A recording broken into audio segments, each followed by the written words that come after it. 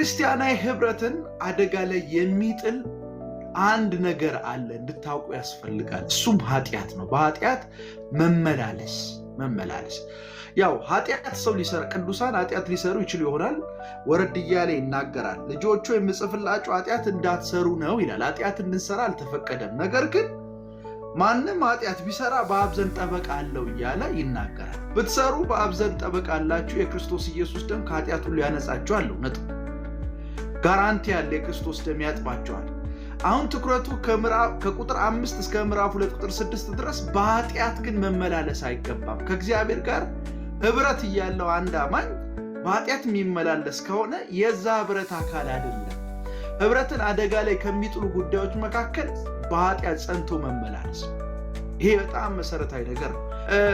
የሐዋርያትንም ህብረት ስትመለከት፣ ጳውሎስ የሚመራው የቆሮንቶስ ቤተክርስቲያንን ህብረት ስትመለከት፣ ክርስቲያናዊ ህብረት በኃጢአት ጸንቶ ለመኖር ይሄ ለድፍረትም ኃጢአት እድል ፈንታ የለው የሚል ነው። በዚህ ጉዳይ ላይ በጣም ጥንቃቄ ማድረግ ያስፈልጋል። እግዚአብሔር በልጁ በክርስቶስ ኢየሱስ የገለጠው ህይወት ፍጹም ፍቅርነቱን ያሳያል። እውነት ነው። ግን የእግዚአብሔር ፍጹም ፍቅርነት በኃጢአት ጸንቶ ለመመላለስ ዋስትና ግን አይደለም፣ ጋራንቲ አይደለም።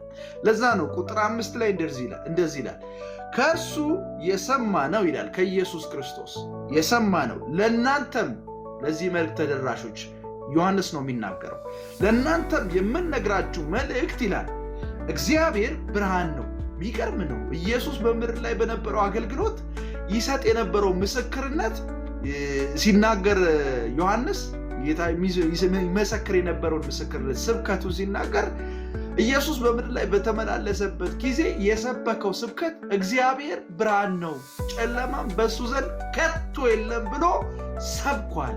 እኛም ይሄን ሰምተናል፣ ለእናንተም ይሄን እናስተላልፋለን ብሎ ነው የሚናገረው። ታስታውሱ እንደሆነ ጌታ ኢየሱስ ክርስቶስ ገና ሕፃን እያለ ወደ መቅደሱ ዮሴፍና ማርያም ይዘውት ሲመጡ ሲሞን የሚባለው በእድሜ የገፋው ሰው ጌታን ተቀበለ፣ አቀፈውና ጌታ ሆይ ማዳንን አይተዋል፣ ከእንግዲህ ወዲህ ባሪያን አሰናብታል። እና ይህንን በተናገረበት ንባብ ውስጥ ባይገርም ስለ ጌታ ኢየሱስ ክርስቶስ ሲናገር ሲሞን እንደዚህ አለ፣ ይሄ ልጅ ያቀፍኩት ልጅ ለእስራኤል አለ ኩራት ነው፣ ክብር ነው አለ፣ ለአሕዛብ ግን መገለጥን የሚሰጥ ብርሃን እግዚአብሔር ይመስገን።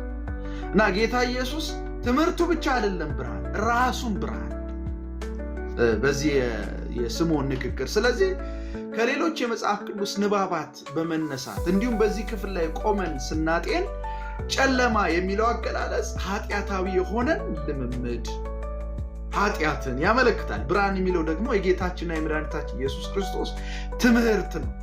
ሐዋርያቱ የሰሙት ትምህርት ነው።